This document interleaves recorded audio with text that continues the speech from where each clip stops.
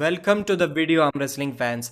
Hardanger Open Super Match event in Norway is over now. It was a pay-per-view event via Facebook, live on Facebook for about $8 if you wanted to purchase it. So in this video, we are going to discuss all the results of the pay-per-view with some pictures of the event of the super matches with zero videos. Why? Because it was a pay-per-view. You were supposed to buy to watch that. I'm not going to steal any footage from here.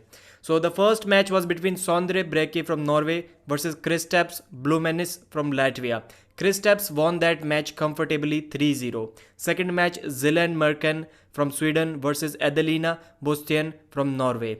Adelina won that match 3-0 in a very comfortable way.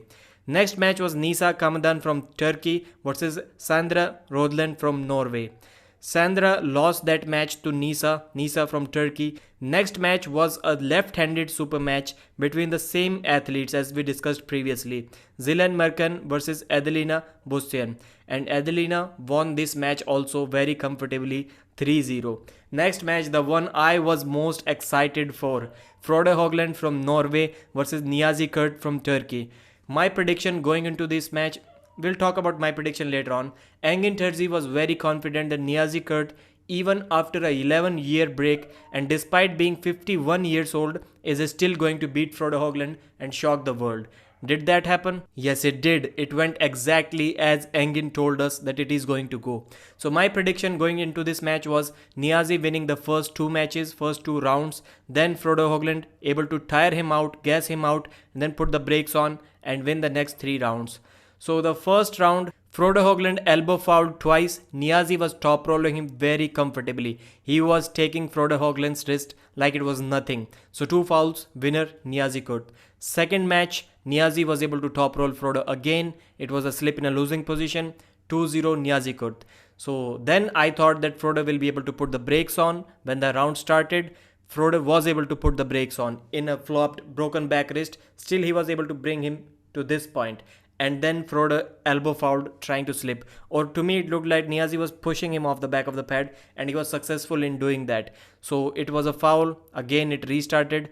Then Frode again tried to slip and it was another elbow foul. So two fouls, 3-0 victory for Niyazi. Very dominant. He did not let Frode Hogland slip, not even once. It looked like if it went to straps, it would have been one-sided for Frode Hogland. But it never went to straps. Somewhat like Zoloe versus Todd Hutchings match. It was kind of similar. Never went to straps. 3-0 for Niyazi. And actually before that, there was one left-handed match between Vladislavs Krasowskis from Latvia versus Vaios and Tolis from Sweden. So these two had a history against each other about 4 years ago in 2018, 3.5 years ago. And there Vladislavs won one match and Vaios won one match. So this time in a left-handed match, it was very strict reffing. So first of all, Vladislavs top rolled Vaios easily outside of straps and it ended quickly. Next time it was decided on fouls. Then they faced each other right-handed. Right-handed, it was very dominant victory for Vladislavs Krasowskis 3-0. So John Brzenk versus Engin Terzi, the final match. Engin Terzi was constantly saying before this match that he has no chances of beating John Brzenk, and the entire world believe Engin Terzi because it is not really possible to beat John Brzenk when you are weighing about 13-14 kilos less than him in a super match, not even at 57 years age. Maybe never.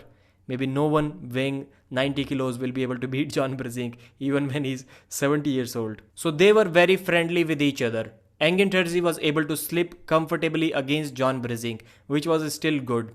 And when inside the straps, John was allowing Engin to work. Engin was trying to move sideways, but nothing was moving. John Brzenk was very comfortable. Then he added some side pressure and pinned Engin Terzi with about, I would say, relative ease. It was very easy for John Brzenk.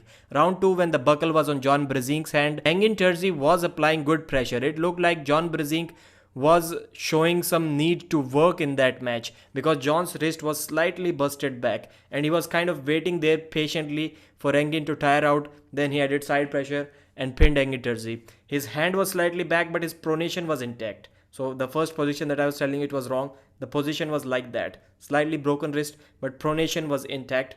So he was able to press through Engin's arm and finish him for the win. Third round also, John allowed Engin to work. John was looking really cool, that typical American badass look in the beard. John was applying just back pressure to hold Engin. His wrist was again slightly going back, but pronation was intact. Then again he was able to press through. And I saw something that I had never seen before. John Brzenk was rubbing Engin Terzi's arm. He was massaging Engin's arm because there was nobody in Engin's corner.